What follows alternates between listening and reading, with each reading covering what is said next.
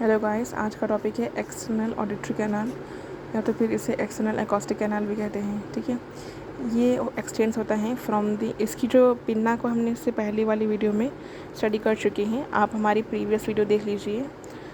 और ये बहुत आसान है वो भी, और ये भी बहुत आसान है, आपको बहुत जल्दी समझ में आ जाएगा। It extends from the bottom of the concha to the tympanic membrane. ठीक है, अब आप पूछेंगे कॉन्चा होता किधर है। This is the concha, this is concha, दिख रहे हैं। तो ये कॉन्चा के जो बॉटम से एक्सटेंड हुआ है टू द टिम्पैनिक मेम्ब्रेन। इसका मेजरमेंट्स देखेंगे ना तो 24 mm का है अलॉन्ग इट्स पोस्टीरियर वॉल। ठीक है, दो पार्ट्स होते हैं, आउटर पार्ट होता है और इनर पार्ट होता है। To see the tympanic membrane pinna has to be pulled upwards, backwards and laterally, क्योंकि जो हमारा ईयर का जो कैनाल होता है वो एकदम स्ट्रेट नहीं होता है, इसमें डिप्रेशन और एलिवेशंस प्रेजेंट होते हैं, इससे टिम्पैनिक मेम्ब्रेन डायरेक्ट नहीं देखने को मिलेगा। एक्सटर्नल ऑडिटरी कैनाल यहाँ पे मैं EAC शॉर्ट फॉर्म में लिखी हूँ। डिवाइड होता है इनटू 2 पार्ट्स में, कार्टिलेजिनियस पार्ट, बोनी पार्ट।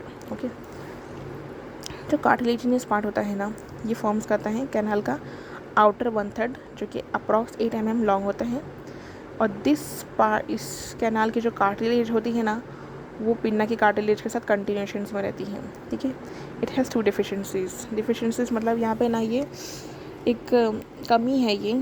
ठीक है, जो फिशर्स ऑफ सेंटोरिनी होता है ना, आप पूछेंगे where is fissures of Santorini. Santorini देखो, anteriorly and plus inferiorly into the parotid and neck. देखो ये सपोज हमारा ईयर है। ठीक है, कान के जो पीछे होता है ना, यहाँ पे हमारा पैरोटिड ग्लैंड होता है। तो उसने क्या बोला, एंटीरियरली सामने और नीचे की तरफ into the parotid and neck.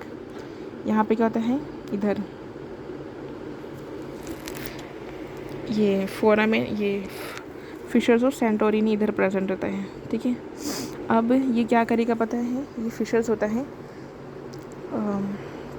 in this part of the cartilage and through them the parotid or superficial mastoid infections can appear in the canal or the vice versa। मतलब जो infections अगर cartilage में हुआ है, इस part of cartilage में, तो वही चीज़ उसका इन्फेक्शन पास आउट होकर पैरोटिड या तो सुपरफिशियल में भी जा सकता है, मास्टोइड इन्फेक्शंस में, या तो फिर इन दोनों में जो पैरोटिड या फिर मास्टोइड में जो इन्फेक्शंस हुआ है ना, सुपरफिशियल मास्टोइड इन्फेक्शंस में, तो उसका इन्फेक्शन पास होके इसमें भी, इस कार्टिलेज के इस हिस्से में भी जा सकता है। अब इस कार्टिलेजिनस कैनाल का ये कैसी होती, थिक होती है, कंटेन करती है सेरेमिनस एंड पिलोसिवेशियस ग्लैंड, और वो सिक्रेट करते हैं वैक्स। ओके, अब यहाँ पे जो हेयर होते हैं ना वो बहुत ही कम होते हैं, इसलिए यहाँ पे जो इन्फेक्शन होता है स्टेफेलोकोकल इन्फेक्शन, वो कहाँ पे देखा गया, सिर्फ आउटर 1/3 ऑफ द कैनाल में देखा गया है। अब सेकंड पार्ट है वो है बोनी पार्ट। ठीक है, ये फॉर्म करता है इनर 2/3 जो कि अराउंड 16 mm लॉन्ग होता है। यहाँ पर जो स्किन होती है वो पतली होती है, थिन होती है एंड कंटिन्यूस होती है ओवर टिम्पैनिक मेम्ब्रेन। ठीक है, हेयर एंड सेरेमिनस ग्लैंड एब्सेंट रहते हैं about 6 mm lateral to the tympanic membrane, about 6 mm lateral to the tympanic membrane।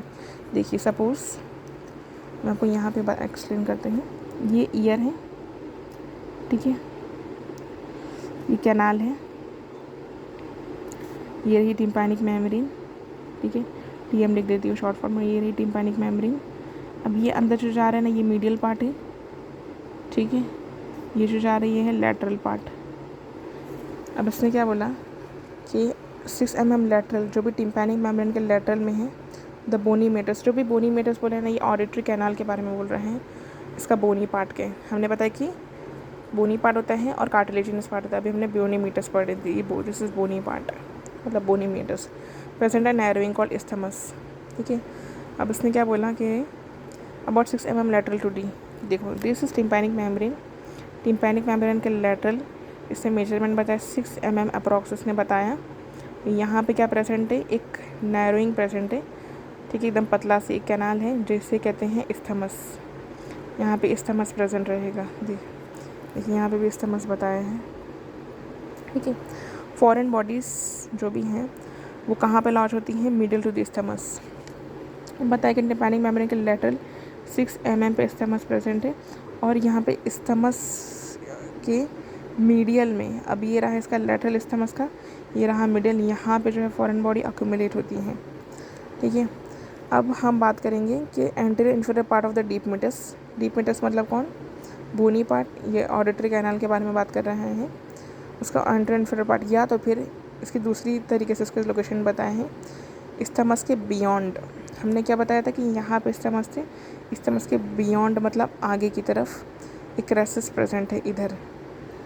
यहाँ पे आपको एक रेसिस दिखेगा जो कि कॉल एंटीरियर रेसिस, उसे क्या कहते हैं, एंटीरियर रेसिस, जो कि एक्ट करेगा पूल की तरह। मतलब कुछ भी अगर डिस्चार्ज या फिर डेब्रीज निकलेगी ना एक्सटर्नल या तो फिर मिडल ईयर इन्फेक्शन से, तो उसे कलेक्ट करेगा।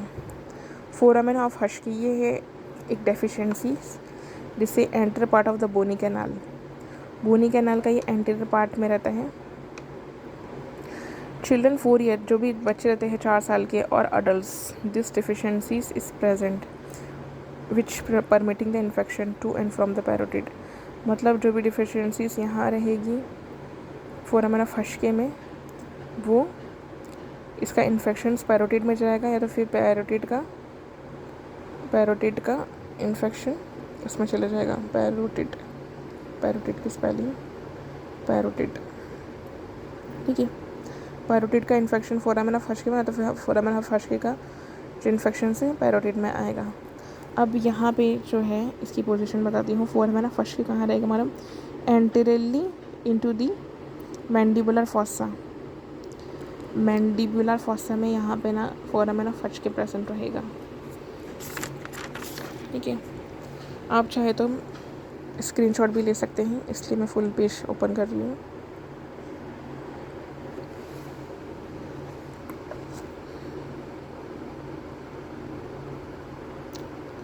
और ऐसे वीडियो देखने के लिए सब्सक्राइब कीजिए मेरे चैनल को। कोई भी अगर नई वीडियो में डालूँगी न्यू वीडियोस, तो वो आपको फ़ौरन ही उसका मैसेज आ जाएगा। Thank you for watching.